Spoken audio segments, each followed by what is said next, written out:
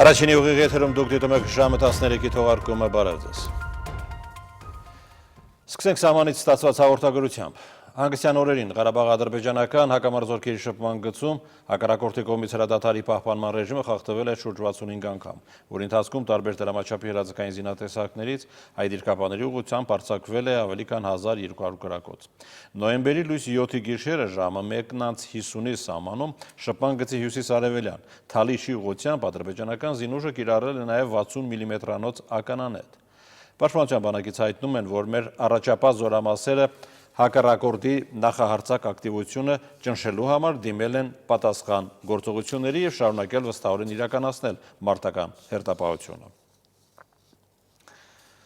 Երևանում այսօր մեկնարկել է առողջապահական իրավունքի, առողջապահությունը և մարդու իրավունքները խորագրով միջազգային առաջին համաժողովը, որը նվիրված է մարդու իրավունքներին։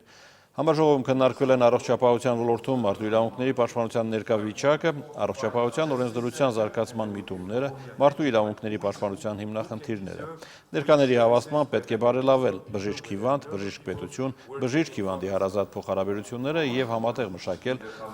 առաջարկություններ առողջապահության ոլորտում մարդու իրավունքները երաշխավորելու և պաշտպանության լրացուցիչ երաշխիքներ ամրագրելու ուղղությամբ։ Գիտաժողովին ներկա են եղել առողջապահության, իրավագիտության ոլորտի մասնագետներ, տարբեր գերատեսչությունների ներկայացուցիչներ։ Իսկապես խնդիրներ կան, որ շատ թանկ են մարդկանց կյանքի, մարդկանց արժանապատվության, մարդկանց առողջության իրավունքի համար ներկայիս մեր համակարգում։ Դա թե ամոքիչ բժշկության բնագավառում են դրանք, թե քրեակատարողական հիմնարկներում են դրանք, հոգեկան առողջության վերաբերյալ են։ Այն իրավական դաշտը, որ պիտի ձևավորվի, պիտի թույլ տա եւ պացիենտներին պաշտպանված լինելու, եւ բժիշկներին իհարկե իրավունքները պաշտպանելու, այսինքն այս թնջուկի մեջ իհարկե ամբողջությամբ իրավունքի գերակայությունը մեր գերակա խնդիրներից մեկն է, դրա ապահովելը։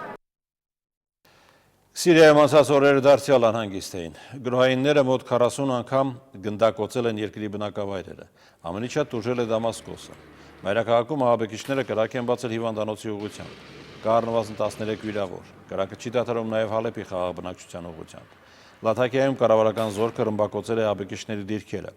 Հաղորդում է, որ գրոհայինների կողմից պատասխան հարված է սպասվում։ Դամասկոսի հյուսիսում նմանատիպ գրոհի հետևանքով ոչնչացվել է իսլամական պետության 1 տասնյակ գրոհայի։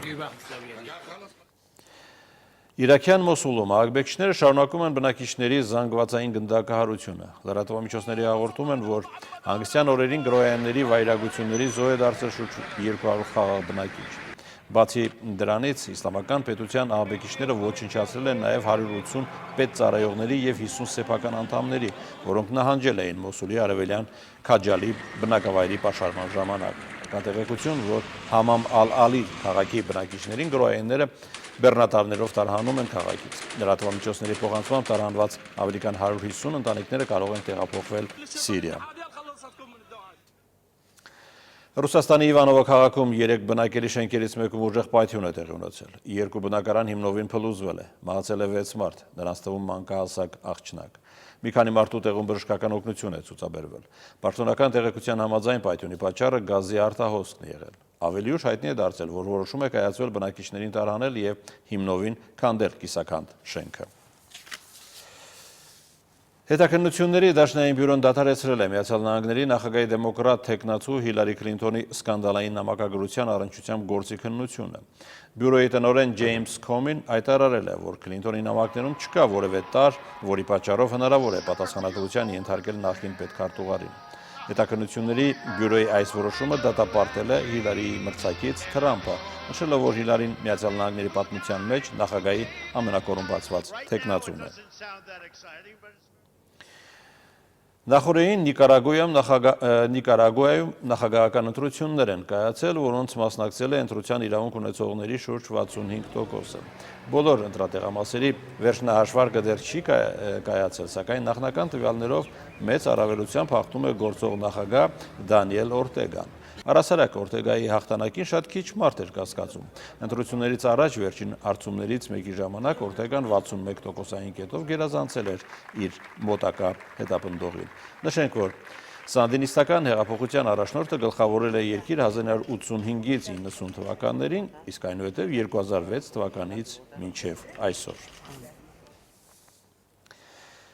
Եվ կրկին Հայաստան։ Հայաստանում է համացանցի համահիմնադիր կամ ինչպես նրան են անվանում ինտերնետի կնքահայրերից Լուի Պուզենը։ Նա մեր երկիր է ժամանել երկրի նախագահի կողմից իրեն շնորհվելիք մրցանակը ստանալու համար։ Մրցանակաբաշխությունը տեղի է ունենալու նոյեմբերի 8-ին Հանրապետության նախագահի նստավայրում։ Լուի Պուզենը 7-րդ մարդն է, որ Հայաստանի նախագահի մրցանակին է արժանանում բարձր տեխնոլոգիաների ոլորտում համաշխարհային ներդրման համար։ Այսօր լրագրողների հետ հանդիպումից անմիջապես հետո համացանցի համահիմնադիրը կարճ դասախոսություն է ունեցել ինտերնետի ստեղծման պատմության մասին։ Այսպիսի հյուրեր ունենալը մեծ վատիվ է մեր երկրի համար, ինչպես նախորդ մենք ունեցել ենք 6 հյուրեր, այսօր մենք ունենք 7-րդ հյուրը եւ դա միայն վատիվ չէ, այլ ինքը բավականին մեծ կարևորություն տալիս է մեր երկրի Հայաստան երկրի անունին ԴՀՏ ոլորտում կամ բարձր տեխնոլոգիաների ոլորտի ասպարեզում։ Սյունիքում ագարակի միջնակարգ դպրոցը շուրջ 6 տասնամյակի պատմություն ունի։ Իր մեծությամբ կրթօջախը մարզում 4-րդն է։ Դպրոցի հիմնանորոգման եւ ընդլայնման անհրաժեշտությունն այստեղ վաղուց էր առաջացել։ Պետբյուջեի միջոցներով կառուցված նոր մասնաշենքում այսուհետև դասերը կընթանան լուսավոր եւ հարմարավետ դասասենյակներում։ Այս ուսումնական տարին սկսվեց մի փոքր անակնկալով։ Անակնկալը նոր մասնաշենքն է, գեղեցիկ եւ լուսավոր դասասենյակներով ագարակցի երեխաները այժմ այսպիսի պայմաններում են սովորում։ Դպրոցին կից ավերակշինությունը ամառային արձակուրդից հետո աշակերտները կերպարանափոխված տեսան։ Շատ ենք սպասում անհամբեր, որ հեսա կգանք սովորենք այստեղ, ամեն ինչ լավ, ամեն ինչ կահավորված, գեղեցիկ, մաքուր։ Սահմանադուռ ագարակում դպրոցահասակ երեխաների թիվը տարեց տարի ավելանում է։ Այս տարի 59 աշակերտով ձևավորվել է 2 առաջին դասարան, գալիք տարի 75-ով 3 կլինի։ Քաղաքի միակ կրթօջախը գերծանրաբեռնված էր աշխատում։ Նոր մասնաշենքի անհրաժեշտությունն էլ օրախնդիր էր։ Երրորդ մասնաշենքի կառուցումը արդեն բավականին դրական էր։ Դրական փոփոխություններ այն առումով, որ նախ աշակերտների թիվը մեր հիմնական մասնաշենքում թեթևացավ, որից հետո մենք կարողացանք առանձնացնել դասարաններ, առարկայական դասասենյակներ։ Նոր մասնաշենքում կենտրոնացել են միջին օղակի դասարանները։ Երկհարկանի կառույցը ապահովված է ջրամատակարարման, լուսավորության, օդափոխության, հակահրդեհային ժամանակակից համակարգերով։ Ամբողջ գույքը նոր է։ Տրամադրող է հաճելի եկեղեցիկ դասասենյակում կահավորված դասպարապել է եւ ուսուցչի համար եւ աշակերտների համար։ Դպրոցն ունի 611 աշակերտ, իր մեծությամբ մարզում 4-րդն է, թվարկելով կրթօջախի առավելությունները, այստեղ հպարտանում են հարուստ գրադարանային ֆոնդով ու ստեղծված պայմաններով։ Շատ են օգտվում անգլերեն լեզվից, կարդում են հայ գրականություն, օգտվում են արտասահմանյան գրականությունից, այնպես որ մեզ մոտ ընթերցանությունը շատ մեծ հիմքերի վրա է։ Շինարարությունը իրականացվել է ամիսների ընթացքում, մասնաշենքը զրոյից ոտքի կանգնեցնելու համար պետական բյուջեից ծախսվել է 78 միլիոն դրամ։ Մյուս երկու մասնաշենքերը 59 տարվա պատմություն ունեն։ Նելի Միրզախանյան, Արտուր Հայրապետյան, Առաջին ալիք։ Եվ այս թողարկման վերջում եղանակի եւ ճանապարհների մասին։ Նոյեմբերի 7-ից 11-ը Հանրապետության ամբողջ տարածքում սպասվում է առանց ստեղումների եղանակ։ Օդի ջերմաստիճանը նոյեմբերի 8-ին 9-ին կբարձրանա 1-ից 2 աստիճանով։ Այս պայմանությամբ Վարդենյանց լեռնածքում տեղ-տեղ մերկասառույց է։ Այդուհանդերձ մեր երկրի միջպետական եւ հանրապետական նշանակության բոլոր ավտոճանապարհները բաց են։ Վթարներից, պատահարներից եւ խցանումներից խուսափելու համար տրանսպորտի կապի եւ տեղեկատվական տեխնոլոգիաների նախարարությունը վարորդներին կրկին հորդորում է երթևեկել բացառապես ձմեռային անվադողերով։ Այսքանը մեր հաջորդ հանդիպմանը, սպասեք ժամը 17-ին։